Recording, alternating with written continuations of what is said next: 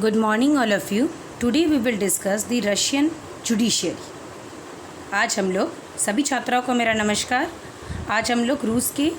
न्यायपालिका व्यवस्था का अध्ययन करेंगे। जो रूस की जो वर्तमान जो न्यायिक व्यवस्था है, जो 1993 में रूसी संविधान के नए प्रावधानों के अनुकूल इसकी व्यवस्था की गई है। रूस में जो संघीय कानूनों ने न्यायिक सुधारों के माध्यम से एक बहुत ही सुदृढ़ न्यायिक व्यवस्था की स्थापना की है। और रूस का जो संविधान का अध्याय 7 है, लेसन 7, वो न्यायपालिका को डिस्कस करता है, वो जुडिशरी को डिस्कस करता है। और कॉन्स्टिट्यूशन के आर्टिकल 118 से 129 तक इस आर्टिकल में इसका डिस्कशन किया गया है। और रूस के जो कॉन्स्टिट्यूशन में और अलग अलग जो फेडरल लॉज है रूस में उसमें सेंट्रल लेवल पर 3 टाइप्स ऑफ जुडिशरी का डिस्कशन वहाँ किया गया है। वो है the constitution court of Russian federation, रूसी संघ का संवैधानिक न्यायालय, the constitution court of Russian, the supreme court of Russian federation, रूसी संघ का उच्चतम न्यायालय, the supreme court of arbitration of Russian federation, रूसी संघ का मध्यस्थता या आर्बिट्रेशन मध्यस्थता का उच्चतम न्यायालय। इन तीनों न्यायिक संरचना और उनके क्षेत्राधिकार की अलग अलग व्यवस्था की गई है। और वहाँ बहुत प्रयास किया गया है कि जुडिशरी को विधायिका और कार्यपालिका से बॉडीज से अलग रखा जाए। और कॉन्स्टिट्यूशन में ये खासकर स्पेसिफिकली ये प्रोविज़न रखे गए हैं कि वहाँ पर जो जुडिशरी बॉडीज़ है वे स्वतंत्र होंगे, एक्सक्लूसिवनेस होगा उनमें, वो अपने क्षेत्राधिकार के अंतर्गत कार्य करेंगे और लीगलिटी उनकी वैधिक मान्यता स्पष्ट रूप से होगी। तो इसका जो मेन पर्पस क्या है? मानवाधिकारों का संरक्षण और साथ ही रूस के अंतर्गत संवैधानिक परिक्षेत्र के अंतर्गत जितनी भी स्वतंत्रताएं और मानवाधिकार लोगों को प्रदान किए गए हैं उनका संरक्षण करना। और जो सरकार कार्य कर रही है वो न्यायिक मापदंडों के अंतर्गत रहते हुए कार्य कर रही है कि नहीं, इसको एश्योर करना, इसकी जांच करना। तो जुडिशरी को एक्सक्लूसिवनेस जो ये क्लियर करता है कि जब जुडिशरी को ये पावर दिया गया है कि कोई भी अदर जो गवर्नमेंट की बॉडी है उसको ये अधिकार नहीं है कि वो कोर्ट के किसी फंक्शन को अपने हाथ में ले ले। तो वो सिर्फ किसी व्यक्ति को मतलब सिर्फ कोर्ट को ये राइट है कि वही किसी व्यक्ति को अपराधी घोषित कर सकता है या उस पर आपराधिक दंड उस पर लगा सकता है। तो जुडिशियल पावर की जो लीगैलिटी है, वैधता है, वो इंश्योर करता है, इस बात को सुनिश्चित करता है कि सभी न्यायिक निकाय और सभी न्यायाधीश संविधान एवं संघीय कानून के प्रावधानों से अच्छी तरह बंधे हों। मैं एक बात यहाँ छात्राओं को बताना चाहूँगी कि क्योंकि कई स्टूडेंट्स मुझे ये बता रहे हैं कि उनको रूस में हिंदी में मटेरियल नहीं मिल पा रहा है, तो इसलिए मैं पीपीटीज़ तो इंग्लिश में बना रही हूँ क्योंकि हिंदी टाइपिंग यहाँ करने के लिए वो पॉसिबिलिटी नहीं है। लेकिन मैं उसकी पूरी व्याख्या की कोशिश करूँगी कि मैं हिंदी में करूँ क्योंकि इंग्लिश में तो वो मटेरियल है ही। तो उससे आप लोग पॉइंट्स बना लीजिएगा, इससे आपका एक अच्छा फ्रेमवर्क तैयार हो जाएगा। इस बीच हम देखेंगे, मुझे अगर कहीं मैटर मिल जाएगा मैं आपको सर्च भेजूँगी। लेकिन आप और इसको मैंने जो रूस का जो जुडिशरी है इसको काफ़ी डिटेल में बनाया है, तो इससे आप अगर सीरियसली सुनेंगे और नोट डाउन कर लेंगे इम्पॉर्टेंट पॉइंट को तो आपको पूरा सफिशिएंट मैटर आपको लॉन्ग क्वेश्चन के लिए, वेरी शॉर्ट क्वेश्चन के लिए, शॉर्ट के लिए, सब के लिए मिल जाएगा। ओके, नेक्स्ट अगर हम इस सिस्टम को समझें तो जुडिशरी जो रशिया में काम करती है उसमें अभी जैसे मैंने बताया 3 तरह के कोर्ट्स हैं, संवैधानिक न्यायालय, कॉन्स्टिट्यूशनल कोर्ट, सुप्रीम कोर्ट, सर्वोच्च न्यायालय और हायर आर्बिट्रेशन कोर्ट, सर्वोच्च मध्यस्थता न्यायालय। और इसके अलावा कुछ फेडरल संघीय कोर्ट भी है, लोअर लेवल के कोर्ट्स भी है, लेकिन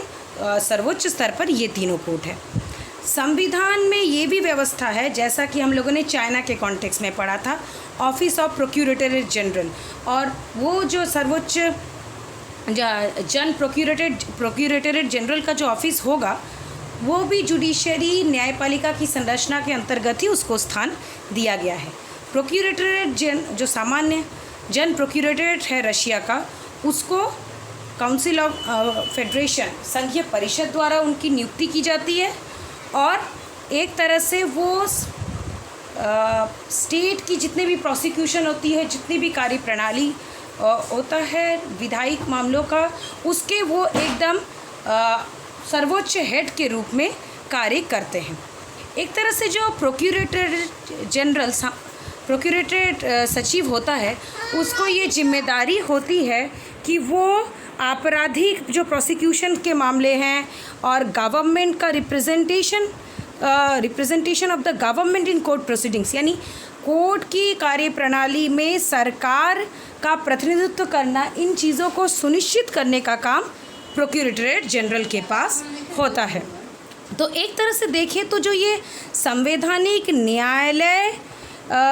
का जो रोल है ये बहुत इम्पॉर्टेंट है। तो सबसे पहले हम लोग यहाँ जो संवैधानिक न्यायालय है, रूसी संघ का संवैधानिक न्यायालय, इसको सबसे पहले हम लोग समझने का प्रयास करेंगे। जो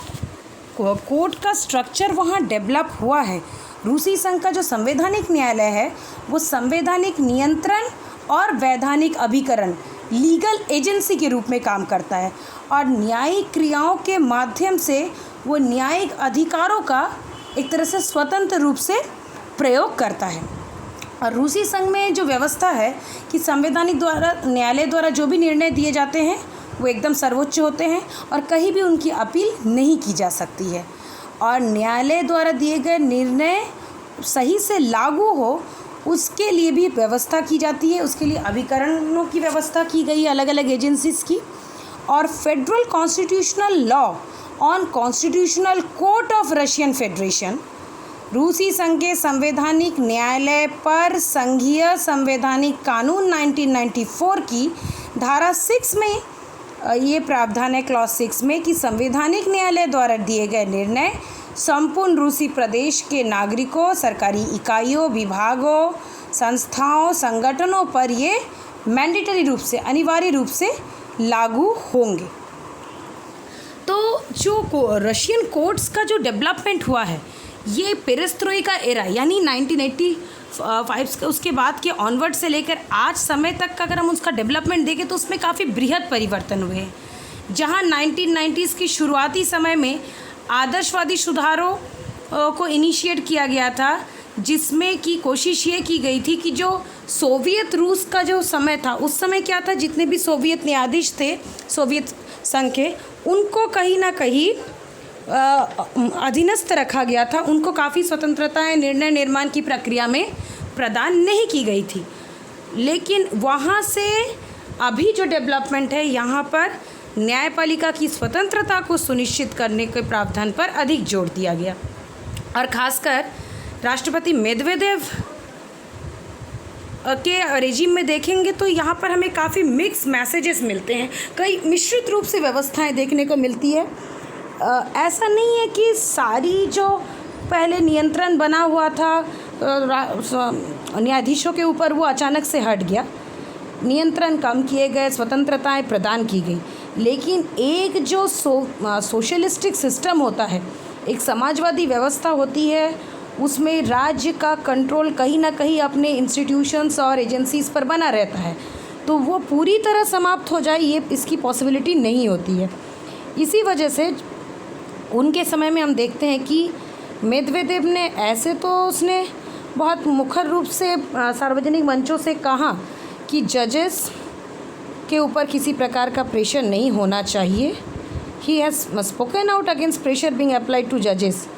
बट चेंजेस। पर अगर हम एग्ज़ाम्पल देखें कि appointment procedures for spoken out against the pressure being applied to जजेस बट चेंजेस, फॉर एग्ज़ाम्पल, अब यहाँ पे उदाहरण आता है, लेकिन कभी कभी वो परिवर्तित भी हो जाते हैं। कहीं तो वो न्यायाधीशों के स्वतंत्रता को सपोर्ट करने लगते हैं, कहीं कहीं उनका परिवर्तित रूप देखने को मिलता है। जैसे कि appointment procedure for the constitutional court chairman, जो संवैधानिक न्यायालय के चेयरमैन पद की नियुक्ति का जो प्रोसीजर है वो कहीं ना कहीं कोर्ट के इंडिपेंडेंस को कम कर देता है, वहाँ न्यायालय की स्वतंत्रता काफ़ी कम हो जाती है। 2009 में भी जो कॉन्स्टिट्यूशनल कोर्ट के जज थे, उन्होंने अपने इस कंसर्न को बताया, उन्होंने स्पष्ट रूप से ये बताया कि judicial authority has become a tool in the service of the executive, कि न्यायालय एक तरह से एक उपकरण बन गया है जिससे कि कार्यपालिका को सेवा प्रदान किया जा सके, और there is a fear of submission conformity with the executive order. और इस बात की भी अंदेशा उन्होंने जताया कि हो सकता है कि कार्यपालिका के आदेशों के प्रति नमनीय रूप से हम स्वीकृति प्रदान कर दें, इसका भी भय है। तो मुखर रूप से कुछ कहना और वास्तव में किस प्रकार के व्यवहार हो रहे हैं, उनके बीच की विसंगतियों को समझना ज़रूरी है। अब हम अगर कोर्ट्स के रोलों पर आए तो बेसिकली कोर्ट की जो भूमिका होती है न्यायालयों की, वो होती है जो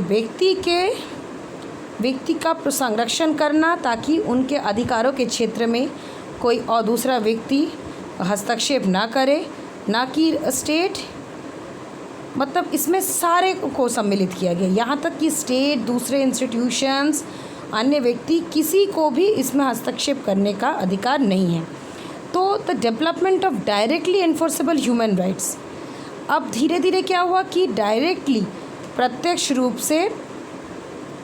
लागू करने योग्य मानवाधिकारों का जब विकास होने लगा, तो इससे क्या हुआ,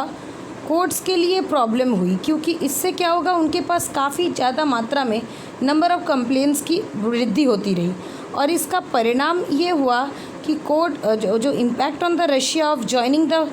काउंसिल ऑफ यूरोप, कुछ इसके हम परिणाम देख सकते हैं कि जब जो रशिया ने काउंसिल ऑफ यूरोप के परिषद का वो सदस्य बन गया, तो इससे क्या हुआ, उसको यूरोपियन कन्वेंशन और ह्यूमन राइट्स को स्वीकृति देनी पड़ी। मानवाधिकार के संबंध में जो यूरोपीय अभिसमय है, उसको उन्होंने स्वीकृति दी। इससे क्या हुआ, नागरिकों को ये अवसर मिल गया कि वो European court of human rights, मानवाधिकार के यूरोपीय न्यायालय में भी वो अपील कर सकते हैं। इससे क्या हुआ, कई तरह की नई समस्याएं उत्पन्न हो गई, और वो समस्याएं सिर्फ रशिया तक ही सीमित नहीं रही। तो but Russia's membership of court of Europe created a true way street. इससे क्या हुआ कि रशिया जब यूरोप के काउंसिल ऑफ यूरोप परिषद का सदस्य बना, इससे दो तरह की समस्याएं उभर कर आती है। जो jurisdiction of European court of human rights, जो मानवीय अधिकारों का जो यूरोपीय न्यायालय है, उसका जो क्षेत्राधिकार है, वो कहीं ना कहीं उसने डोमेस्टिक केसेस पर भी एक प्रभाव डालना शुरू कर दिया। यानी जो व्यक्ति रशिया में के कोर्ट्स के डिसीजन से सेटिस्फाइड नहीं हुए, कॉन्स्टिट्यूशनल कोर्ट के डिसीजन से, कि वो हमारे संविधान में वर्णित अधिकारों का संरक्षण नहीं कर पा रहे, तो वो जाके यूरोपियन कोर्ट में अपील कर पा रहे थे। तो इससे क्या हुआ, उससे काफ़ी क्लैशेस वाली सिचुएशन उत्पन्न हो गई।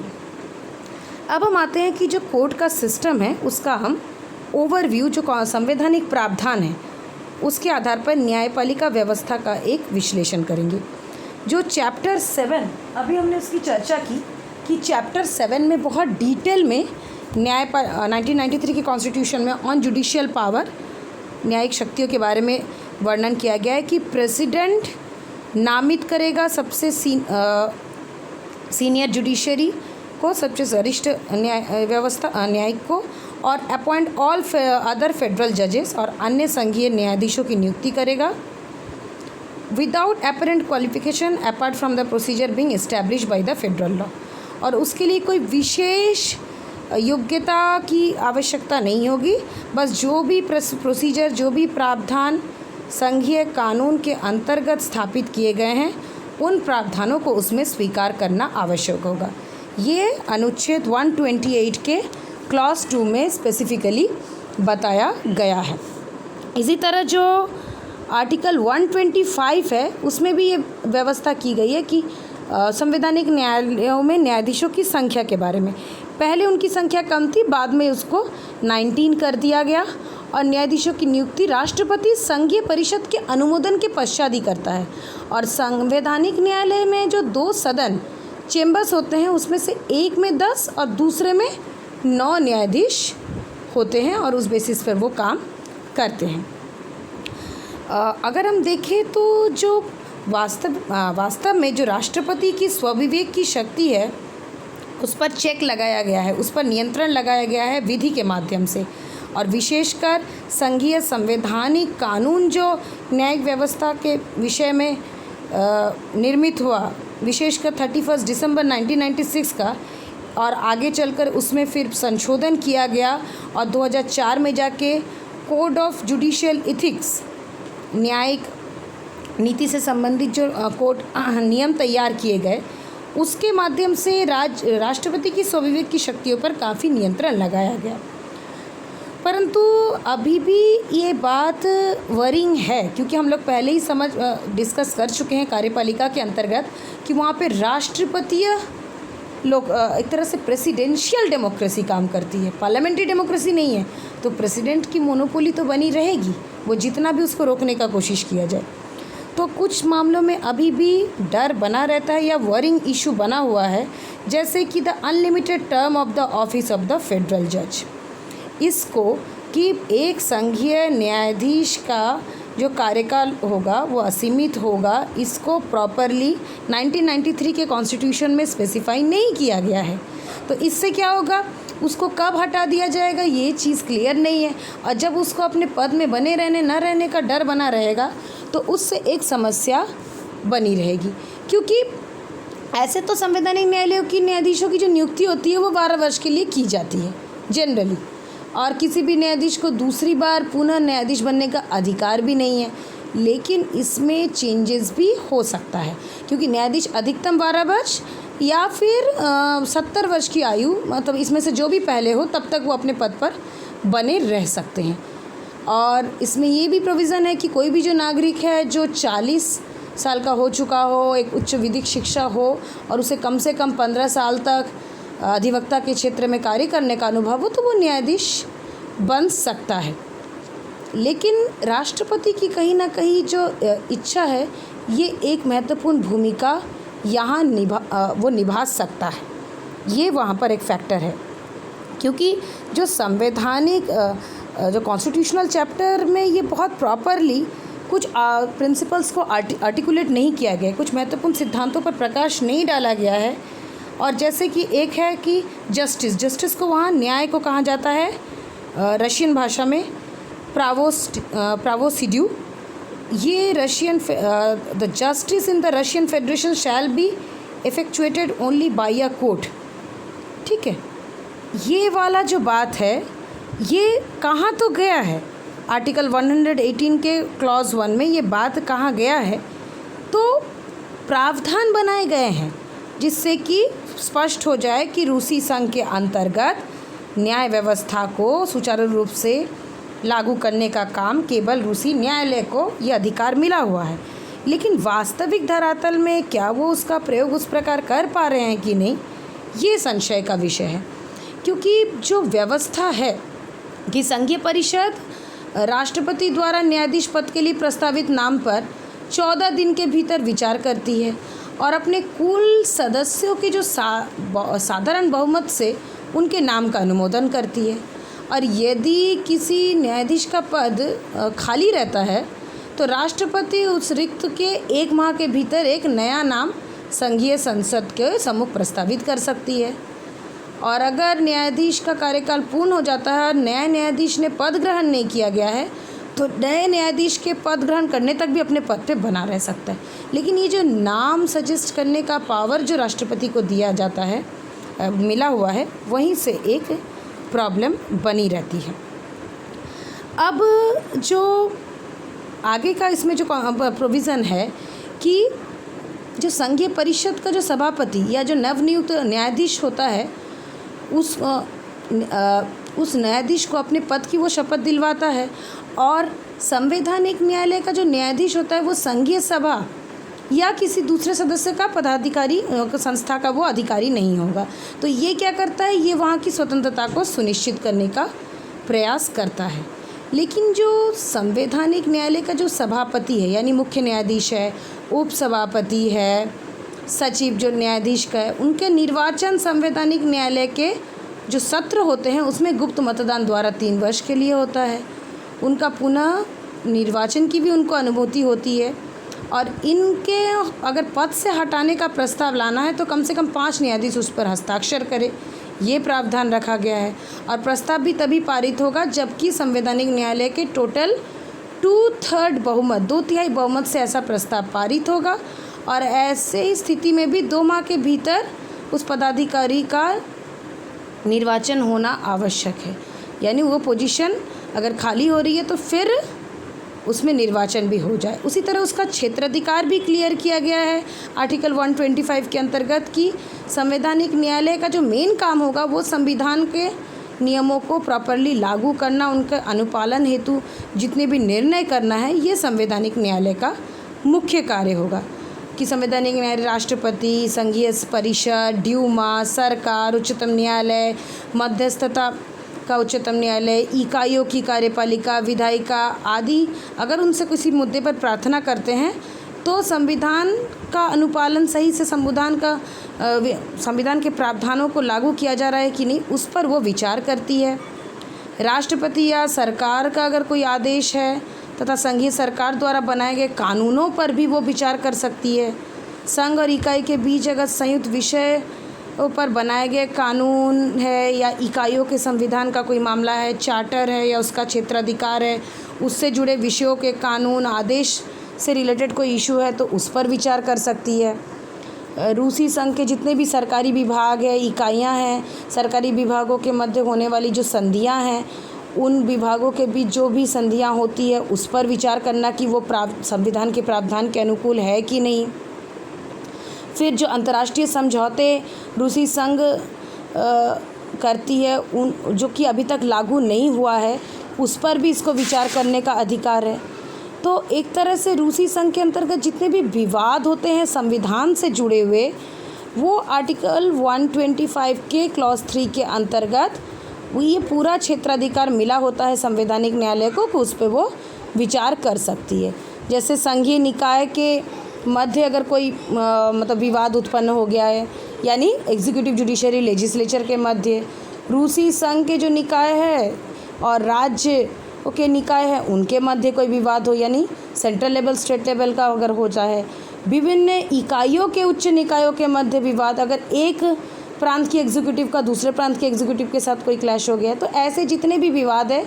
उसको सॉर्ट आउट कर सकती है। जैसे आपके यहाँ सुप्रीम कोर्ट के कॉन्टेक्स्ट में है ना ओरिजिनल जुरिस्डिक्शन कि वो सेंट्रल लेवल और यूनिट्स के बीच एक तरफ सेंट्रल और एक यूनिट होगा, दूसरी तरफ दूसरा यूनिट या यूनिट के बीच, उसी तरह के प्रोविज़न्स वहाँ भी रखे गए हैं। फिर जो नागरिकों के अधिकारों को मेनली उसको प्रोटेक्ट करना, संविधान का इंटरप्रिटेशन, उसकी जो प्रॉपर व्याख्या करना, ये जो कार्य है, ये कार्य बहुत इम्पॉर्टेंट है। और ये लेकिन वो अपने से नहीं करती है। अगर ड्यूमा या संघीय परिषद, राष्ट्रपति या सरकार या कोई इकाई उनसे प्रार्थना करता है, ऐसा उनको प्रपोज़ल रखता है उसके सामने, तभी वो ऐसा काम करती है। और इवन जो राष्ट्रपति के ऊपर जो महाभियोग की जांच का काम है, ये भी मतलब संघीय परिषद के निवेदन पर ड्यूमा द्वारा जब राष्ट्रपति के विरुद्ध लाए गए महाभियोग के प्रस्ताव में जो राजद्रोह से संबंधित कोई अपराध है तो उसमें पर जो आरोप लगाए जाते हैं उस पर उसको देखना कि वो सही है कि नहीं, जो प्रक्रिया, जो प्रोसीजर इस्टेब्लिश है उसके अकॉर्डिंग वो राजद्रोह या बहुत संगीन अपराध के अंतर्गत आता है कि नहीं, इन सब को देखने का काम उसके पास दिया हुआ है। तो एक तरह से देखें तो वहाँ संवैधानिक न्यायालय को काफ़ी शक्तियाँ प्रदान की गई है, जिससे कि संविधान से जुड़े हुए जितने भी मामले हैं, संविधान के प्रावधान, संविधान में दिए गए अधिकारों का मामला हो, उसके संविधान के जुरिस्डिक्शन के अंतर्गत कोई इशू हो, उन सब को वो चेक कर सकता है। अब जो बाकी जो संवैधानिक प्रावधान है उस पर अगर हम देखें तो जो पहले जो आर्बिट्रेज ट्रिब्यूनल्स हुआ करते थे, जो कि बाद में आगे चलकर 1993 के कॉन्स्टिट्यूशन के अंतर्गत आर्बिट्रेशन कोर्ट, मध्यस्थता न्यायालय में परिवर्तित हो गए। इनको कमर्शियल कोर्ट भी कहा जाता है, वाणिज्यिक न्यायालय भी कहा जाता है, क्योंकि वो क्या है, एडमिनिस्ट्रेटिव जस्टिस, वो कहीं ना कहीं जो न्याय व्यवस्था सुचारू रूप से वहाँ न्याय लागू हो रहा है कि नहीं, उसको पूरा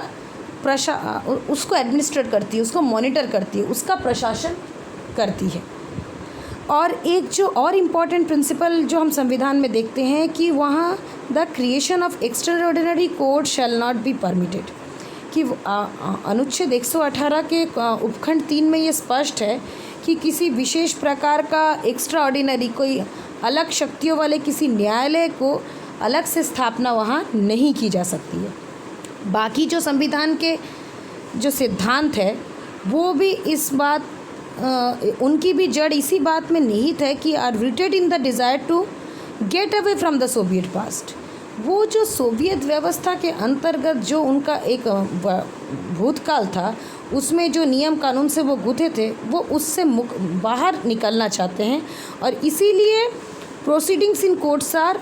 शैल बी ओपन। जो कोर्ट में जो भी न्याय प्रक्रिया चलेगी वो अब खुले रूप से होगी, वो गुप्त व्यवस्था नहीं होगी। हाँ,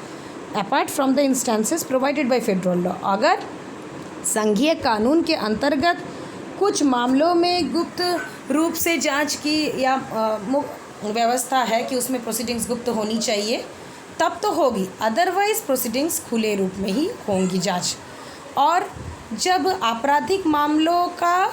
ये भी है कि hearing criminal cases in absentia shall not be allowed. आपराधिक मामलों में अगर वादी प्रतिवादी एब्सेंट है तो उसमें कोई सुनवाई नहीं होगी। हाँ, वहाँ पर भी है कि अगर ऐसा कोई मामला संघीय कानून के अंतर्गत व्यवस्था करके उसके लिए सुनिश्चित व्यवस्था की गई है तब ऐसे मामलों की सुनवाई होगी। इसी तरह जितने भी जुडिशियल प्रोसीडिंग्स है shall be conducted on the basis of equality of parties. दलों की जितने भी दलवादी प्रतिवादी है उनकी समानता के आधार पर उन दोनों पक्षों को बराबर मानकर ही न्यायिक प्रक्रिया के सारे प्रोसीडिंग को आगे बढ़ाया जाएगा। इसको भी स्पष्ट रूप से संविधान के अनुच्छेद 123 के अंतर्गत स्पष्ट किया गया है। इसी तरह जो आर्टिकल 120 है संविधान के अनुच्छेद 120 में ये स्पष्ट किया गया है कि न्यायाधीश जो है वो स्वतंत्र होंगे और वो केवल मात्र संविधान और संघीय कानून के प्रति नमनीय होंगे, अधीनस्थ होंगे, यानी उनके अनुसार कार्य करेंगे। और उनको अचानक से न्यायाधीशों को आर रिमूवेबल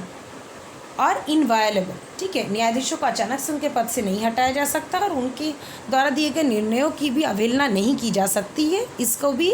प्रॉपरली अनुच्छेद 121 के क्लॉज 1 में और अनुच्छेद 122 के क्लॉज 1 में स्पेसिफाई किया गया है with the provision in both cases. इसमें स्पेलिंग ठीक कर लेना प्रोविज़न का। that thus procedure to terminate or suspend judicial office or institute criminal proceedings shall be defined by federal law। इसमें ये भी प्रावधान किया गया है कि दोनों मामलों में कि अगर वो मामला आपके कोर्ट के कॉन्टेक्स्ट में हो कि वो रिमूवल है कि नहीं या इनवायलेबल का मामला हो, तो जो भी प्रावधान होंगे उसमें जो भी प्रक्रिया अपनाई जाएगी, यानी अगर जज को टर्मिनेट उनको पद से हटाना है या उनको अपने जुडिशियल ऑफिस से बर्खास्त करना है या संस्था कोई क्रिमिनल प्रोसीडिंग से आपराधिक जांच प्रक्रिया को चलाना चाहती है, तो ये सारा तभी चल सकता है अगर उसके बारे में स्पष्ट रूप से व्याख्या संवैधानिक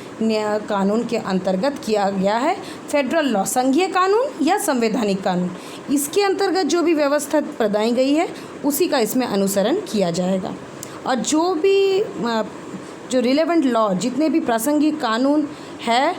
और is the law on the status of जजेस, और न्यायाधीशों के जो स्थिति है उससे संबंधित वो कानून है। और संविधान इस बात को स्पष्ट करता है कि जो बहुत मतलब कॉन्स्टिट्यूशन में कोर्ट्स के कॉन्टेक्स्ट में बहुत उस तरह से स्पेसिफिकली कुछ नहीं कहा गया है, लेकिन जो प्रोविज़न्स के थ्रू चीज़ों को इनडायरेक्टली बता दिया गया है। ये यहाँ पर स्पेसिफिकली कहा गया है कि constitutional, civil, administrative, criminal court के जो प्रोसीडिंग्स हैं, यानी प्रॉपरली उनकी प्रोसीडिंग्स चलेगी according to article 118 clause 2, but apart from the first category does not allocate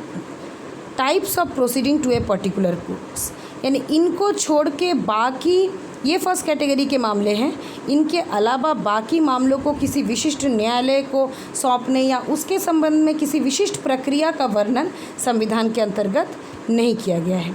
कुछ एक्सेप्शन है, constitutional proceedings are assigned to constitutional court. कि एक है कि संवैधानिक जो प्रावधान है वो स्पष्ट रूप से संवैधानिक न्यायालय को दिया गया है और उसके बारे में उसका जो जुरिस्डिक्शन है जिसकी मैंने अभी चर्चा की कि अनुच्छेद 125 के अंतर्गत उसका जो बृहद क्षेत्राधिकार है वो स्पष्ट रूप से उसमें बता दिया गया है। और जो सुप्रीम कोर्ट है, सुप्रीम कोर्ट को डिस्क्राइब किया गया है सबसे सर्वोच्च न्यायिक एजेंसी की तरह, और सब वो उसके अंतर्गत वो सारे मैटर आ जाएंगे जो कि उसके क्षेत्राधिकार के अंतर्गत आते हैं और सामान्य क्षेत्राधिकार के अंतर्गत आते हैं, जैसे कि दीवानी मामले, फौजदारी मामले, प्रशासनिक मामले, सिविल, क्रिमिनल, एडमिनिस्ट्रेटिव। और अगर हम उसके कार्य और भूमिका को देखें तो जो आर्टिकल 126 है वो स्पेसिफिकली बताता है कि जो पावर एक्सरसाइज वो करता है जुडिशियल सुपरविज़न का, न्यायिक दिशा निर्देशन का, वो सारे कोर्ट्स पर जो उसके सामान्य क्षेत्राधिकार के अंतर्गत आते हैं। And renders explanation on question of judicial practice, कि न्यायिक व्यवहार की प्रणाली कैसी होगी उसके संबंध में अगर कोई प्रश्न उसके समक्ष उठाया जाता है तो उसके बारे में भी सर्वोच्च न्यायालय उसमें स्पष्ट उसकी व्याख्या करता है। इसी तरह जो हाईएस्ट आर्बिट्रेशन मध्यस्थता न्यायालय है उसके लिए 127 में पूरी व्याख्या प्रदान की गई है उसके बारे में। सबसे पहले हम लोग जब अभी जैसे हम लोगों ने अभी संवैधानिक न्यायालय पर चर्चा कर लिया तो थोड़ा सा सुप्रीम कोर्ट के कॉन्टेक्स्ट में भी समझ ले कि जो उच्चतम न्यायालय है वहाँ पर सर्वोच्च न्यायालय है कि अनुच्छेद जो 126 है इसमें ये स्पष्ट रूप से कहा गया है कि उसका जो पावर है वो स्पेसिफिकली है, और रूस और रूसी संघ के जितने भी संवैधानिक कानून हैं 1996 में जिससे प्रचलित है उससे वो संचालित होगा। किंतु जो दीवानी संहिता है, दंड संहिता है और रूसी संघ के जो अन्य कानूनों का भी प्रयोग इसके अंतर्गत किया जा सकता है। और एक तरह से जो रूस की जो सामान्य जो क्षेत्राधिकार की व्यवस्था है वो 4 टायर जुडिशरी की तरह है, और उसमें सबसे जो ऊपर है वो उच्चतम न्यायालय है, और उसके नीचे देखें तो उच्च न्यायालय है जो कि आपके यूनिट्स लेवल पर काम कर रहे हैं। उच्च न्यायालयों के अधीन जिला न्यायालय है और उनके अधीन जस्टिसेस ऑफ पीस है। तो ये जो त्रिस्तरीय सैन्य न्यायालय भी एक तरह से उच्चतम न्यायालय के अंतर्गत ही काम करते हैं। और उच्चतम न्यायालय के जो न्यायाधीशों का जो चयन होता है वो भी संवैधानिक न्यायालय के न्यायाधीशों की तरह ही होता है, यानी राष्ट्रपति पद के उम्मीदवार को नामांकित करता है, फिर संघीय परिषद उनका नाम का अनुमोदन करता है। राष्ट्रपति मुख्य न्यायाधीश के परामर्श पर जो बाकी उप मुख्य न्यायाधीश है, अन्य न्यायाधीश है, उनके नियुक्ति के लिए नाम प्रस्तावित करके संघीय परिषद को भेजता है। और उच्चतम न्यायालय के किसी भी न्यायाधीश को बिना संघीय परिषद के परमिशन के, अनुमति के हटाया नहीं जा सकता है, और किसी भी न्यायाधीश को बिना उनकी पूर्व अनुमति के ना तो अन्य पद पर भेजा जा सकता है और ना ही किसी अन्य न्यायालय में, किंतु मतलब उच्च न्यायालय के न्यायाधीशों का समूह उनके अधिकारों को स्थगित या समाप्त नहीं कर सकता है। ना अन्य न्यायालय में भेजा जा सकता है, ना उनके पावर को कम किया जा सकता है, ना उनको समाप्त किया जा सकता है। तो एक तरह से जो उच्चतम न्यायालय के जो मुख्य न्यायाधीश है, उप मुख्य न्यायाधीश और अन्य न्यायाधीश है, इन सब से ये मिलकर बनती है। और इसके अंतर्गत अगर हम देखें तो 3 इकाइयों से मिलकर ये बनता है। सबसे ऊपर तो रहता है उच्चतम न्यायालय की एक पूर्ण सभा होती है, ये इसको the plenum of the supreme court कह सकते हैं या the supreme session of the supreme court. फिर उच्चतम न्यायालय का एक सभापति मंडल होता है, the presidium of supreme court, और फिर एक न्यायिक सदन होता है, जुडिशियल चैम्बर होता है, उसके अंतर्गत उसको कार्य करना होता है। जो उच्चतम न्यायालय की जो पूर्ण सभा होती है, प्लेनम होती है, वो न्यायालय को कानून के उचित ढंग से क्रियान्वित हो रहा है कि नहीं, सामान्य और व्यावहारिक न्यायिक प्रक्रिया आदि सही तरीके से लागू हो रहा है कि नहीं, रूसी संघ में विधायिका के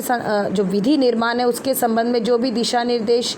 दिए गए हैं उसको सटीक रूप से लागू किया है कि नहीं, ये सारा जो सभापति है उस प्रेसिडियम के, वो गतिविधियों के बारे में मुख्य न्यायाधीश द्वारा प्रस्तुत जो भी प्रतिवेदन होता है उसको वो सुनता है। साथ ही उच्चतम न्यायालय का जो ये सभापति मंडल है, जो प्रेसिडियम है, वो विवादों के कॉन्टेक्स्ट में भी एक तरह से पर्यवेक्षक की भूमिका निभाता है। वो देखता है, जांच करता है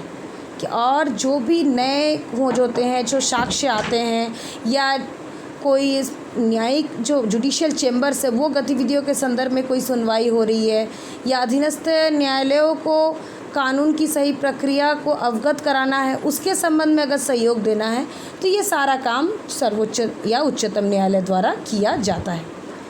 और उच्चतम न्यायालय के एक तरह से 3 न्यायिक सदन होते हैं। 3 तरह के इसके न्यायिक सदन हैं। एक तो सिविल जो मामले होते हैं उसको देखता है, दूसरा फौजदारी मामले को देखता है और तीसरा सैन्य मामलों को।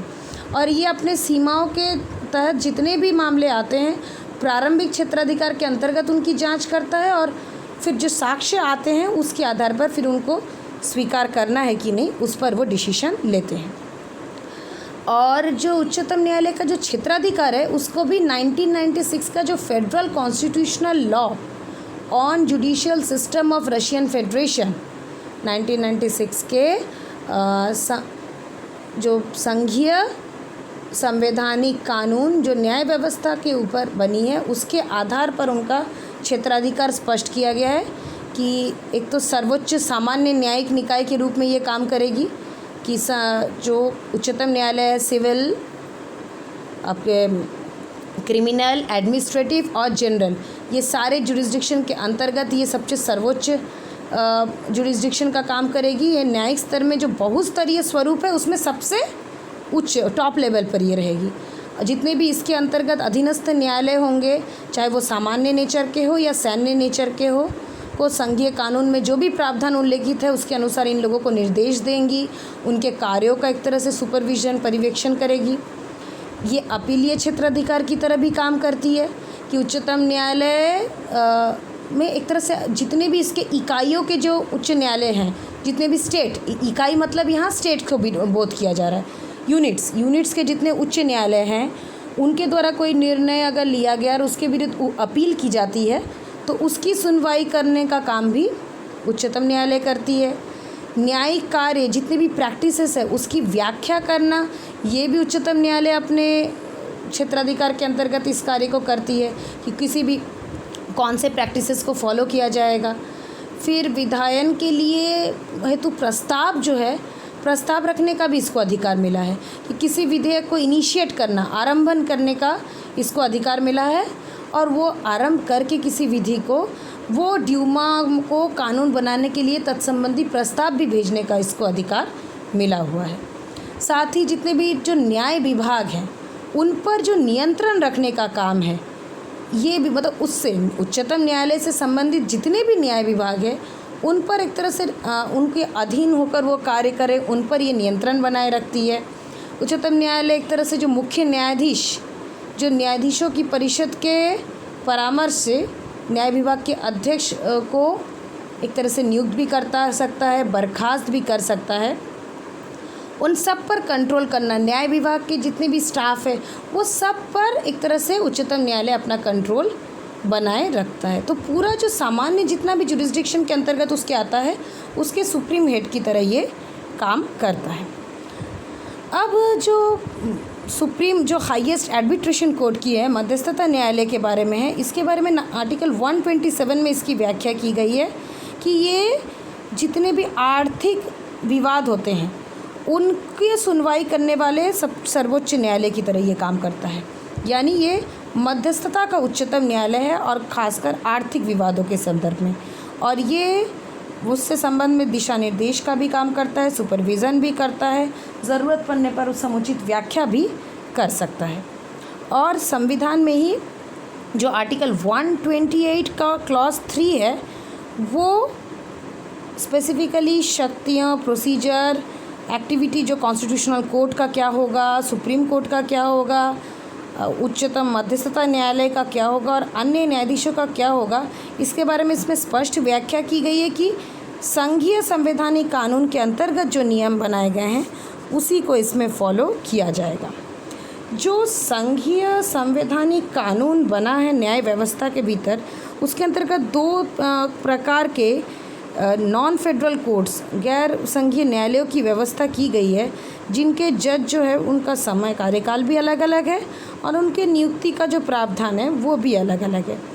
ये जितने भी संवैधानिक या जो चार्टर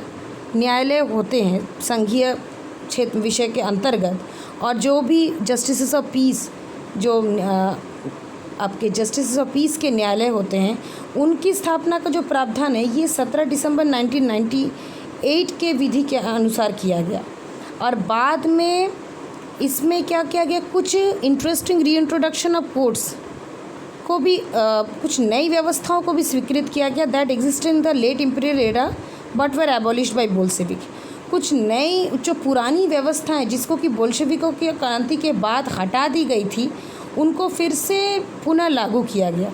जैसे हम उदाहरण के लिए देखें, जो जस्टिस ऑफ पीस की जो व्यवस्था की गई निम्न न्यायालय के द्वारा,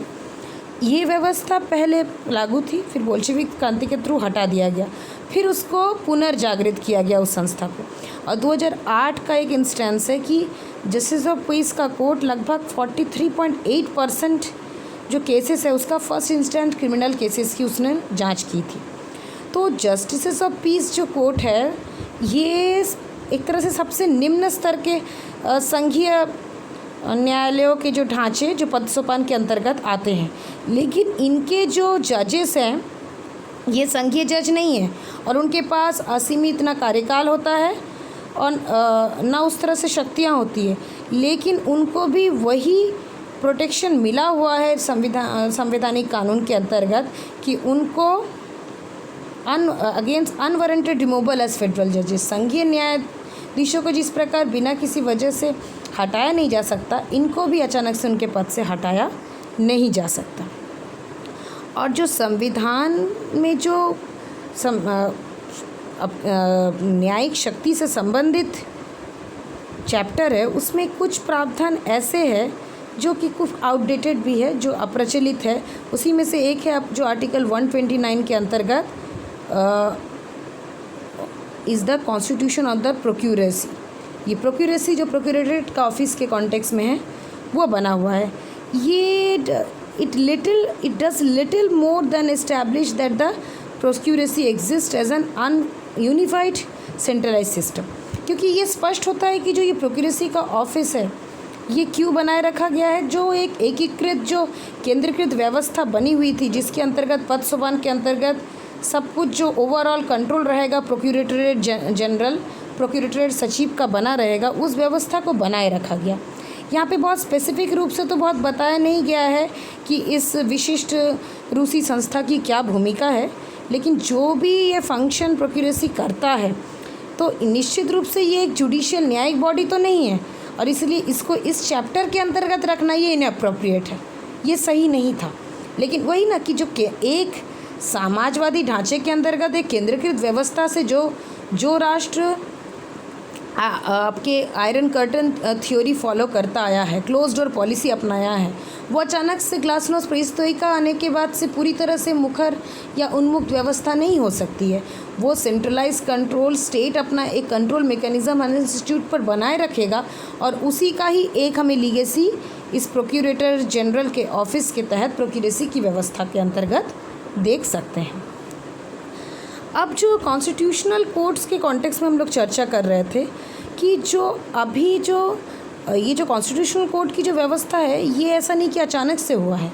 इसका जो डेवलपमेंट अगर हम संवैधानिक प्रावधान के अंतर्गत देखें, अभी तक हम लोगों ने उसके क्षेत्राधिकार को समझा है, अगर इसके प्रावधानों का जांच करें तो जो नए संविधान 1993 में बने, उसके संविधान के बनने से 18 महीने पहले ही ये व्यवस्था कहीं ना कहीं विद्यमान हो गई थी और उसकी इम्पोर्टेंस को समझा जा रहा था। जो पहले संविधान था, संविधान में जो पहले व्यवस्था थी उसमें क्या था, दिस हैज़ वन, इसमें has direct application and therefore exercise issues over its enforcement. पहले संविधान में ये व्यवस्था नहीं थी कि ये बहुत डायरेक्टली अपने कार्यों को निर्वहन कर सकती है और अपने नियमों को लागू कर सकती है। तो नई व्यवस्था के अंतर्गत संवैधानिक न्यायालय को ज़्यादा शक्तियाँ प्रदान की गई।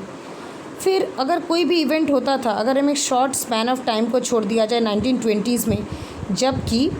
पहली यूएसएसआर की सुप्रीम कोर्ट के पास ये पावर हुआ कि वो एडवाइस कर सकती है विधायिका को अगर कोई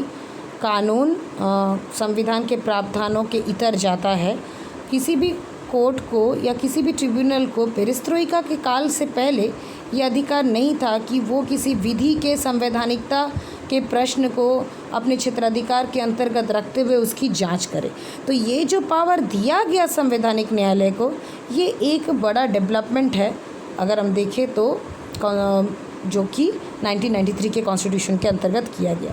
दूसरा जो संविधान के संशोधन, difficulty of amending the constitution, ये पर्टिकुलरली ये सिग्निफिकेंट बना देता है इस मामले में कॉन्स्टिट्यूशनल कोर्ट के पावर को, कि वो संविधान में संशोधन के प्रावधान को जटिल बनाया गया है और इसके मामले में संवैधानिक प्रावधानों का जो एक ऑथोरिटेटिव इंटरप्रिटेशन यानी एक आधिकारिक जो व्याख्या है वो केवल संवैधानिक न्यायालय ही प्रस्तुत कर सकता है और उसके लिए अनुच्छेद 125 के उपखंड 5 के अंतर्गत स्पष्ट किया गया है। जितने भी संवैधानिक न्यायालय है, मतलब उसका जो law on the constitutional court है, उसको लेकर काफ़ी डिबेट भी हुआ कि स्मॉलेस्ट लेजिस्लेटिव बॉडी की तरह कि was initially debated at the smaller legislative body, the Supreme Soviet, before being adopted by the Russian Congress of People's Deputies on 12 जुलाई 1991। ऐसा नहीं कि संवैधानिक न्यायालय को जब ये संविधान की व्याख्याता का पावर दे दिया गया इसके बारे में विमर्श नहीं हुआ। इसके कानून, संवैधानिक न्यायालय के कानून के बारे में काफ़ी विचार विमर्श किया गया विधायी निकाय के अंतर्गत, जो सर्वोच्च सोवियत संघ के अंतर्गत था, जिसको रशिया कांग्रेस ने बाद में संवैधानिक न्यायालय की व्यवस्था को स्वीकृत किया। पहले उस पर पीपल्स की जो डेप्यूटीज थी, जनता की जो सदन थी, उसमें काफ़ी विचार विमर्श के बाद जाके 12 जुलाई 1991 में इसको स्वीकृति मिला। तो इस तरह से this is created due to, ये क्यों ये संस्था बनाई गई, मतलब ये इसके स्टेटस का विश्लेषण अगर करेंगे इनकी स्थिति का, कि इसको एक उपकरण के रूप में, एक अभिकरण के रूप में बनाया गया जिससे कि व्यवस्थापिका, कार्यपालिका एवं न्याय शक्तियों के बीच में एक संतुलन बनाए रह सके। और कोर्ट को ये नहीं है कि कोर्ट को ये भी है कि वो रिफ्यूज़ भी कर सकता है किसी एक केस को सुनवाई करने से किसी एक आधार पर। और एक तरह से जो broadest of which was that कि court finds the consideration of the individual appeals to be not suitable. यानी कोर्ट ऐसा नहीं है कि हर छोटे छोटे मामले में संविधान की जांच करने बैठ जाएगा। अगर उसको लगता है कि इंडिविजुअल ने कोई अपील किया है कंसिडरेशन के लिए कोर्ट संविधान के किसी प्रावधान के कॉन्टेक्स्ट में और वो सुटेबल नहीं है, वो उपयुक्त नहीं है, तो आर्टिकल 69 का क्लॉज 14 ये क्लियर करता है कि वो उसको खारिज भी कर सकता है। हर चीज़ को एंटरटेन करना ये कोर्ट के लिए आवश्यक नहीं है। जो 1991 का कानून बना उसके अंतर्गत संवैधानिक न्यायालय के कॉन्टेक्स्ट में व्यवस्था की गई थी कि 15 जजेस होंगे और सबको अपॉइंट किया जाएगा, उनके कार्यकाल असीमित होंगे, लेकिन एक फ़िक्स रिटायरमेंट की एज रखी गई 65 ईयर्स की, और उसमें था कि मिनिमम जो एज होगा वो एटलीस्ट 35 ईयर्स होनी चाहिए, जिसमें बाद में चेंजेस कर दिया गया कि रिटायरमेंट की एज 70 कर दी गई और न्यायाधीशों की संख्या 15 से बढ़ाकर 19 कर दी गई। उस पर फिर हम लोग आगे डिस्कस करेंगे। संवैधानिक न्यायालय के वो एक डिफ़िकल्ट अंडरटेकिंग था कि उसको पहली बार इस चीज़ को देखना था कि वास्तव में क्या रशिया में संवैधानिक व्यवस्था का सुपरविज़न, दिशा निर्देशन, उनकी देखरेख उसका सही रूप से लागू हो रहा है कि नहीं, इसकी जांच करना। एक लार्ज एक्सटेंट देखें तो ये जो प्रक्रिया है ये it went along but its members were clear thinking academician. ये जो इसके सदस्य थे वो काफ़ी स्पष्ट रूप से इस कार्य को लेके काफ़ी कॉन्शियस थे और strong sense of their important role and an independent approach to their task. वे सटीक रूप से इस कार्य को लागू करना चाहते थे कि पहली बार वहाँ की व्यवस्था मुखर हुई है, जन उन्मुख हुई है, तो उसको कैसे सुनिश्चित करके संविधान के प्रावधानों का संरक्षण किया जाए, उसके लिए इसके सारे सदस्य एकजुट होकर कार्य भी करने लगे। इससे क्या हुआ कि कभी कभी संघर्ष भी उत्पन्न हुआ राज्य के अन्य अंगों के साथ, पर इससे कहीं ना कहीं कोर्ट एक इम्पॉर्टेंट फैक्टर की तरह खासकर संवैधानिक न्यायालय रूस की जो विधायी एवं राजनीतिक जीवन में स्थापित हो पाई, ये उसका एक प्लस पॉइंट रहा। कोर्ट के जो पावर है 1994 के लॉ के अंतर्गत ये आर्टिकल 125 में बहुत स्पष्ट रूप से दिया गया है, जो अभी हम लोगों ने चर्चा किया ही था। फिर एक बार एक रिविजनरी हम इसको समझ लें, क्योंकि वैसे तो मैं उम्मीद करती हूँ कि ओवरऑल न्याय व्यवस्था पर प्रश्न आना चाहिए, लेकिन अगर इन केस अलग अलग पूछता है या शॉर्ट में पूछा जाता है तो उसमें आपके लिए बहुत ही क्लियर हो जाएगा। पहला तो कि checking for conformity with the constitution of various types of legislature, यानी वो संविधान के अंतर्गत सारे प्रावधान उसके अनुकूल है कि नहीं, विधि जो भी निर्मित हुए हैं वो संविधान के प्रावधान के अनुकूल है कि नहीं, उसको वो चेक करेगा, उसकी सुनवाई करेगा। और उसके अंतर्गत 4 समूह के अंतर्गत उनका विभाजन किया गया है। संघीय कानून,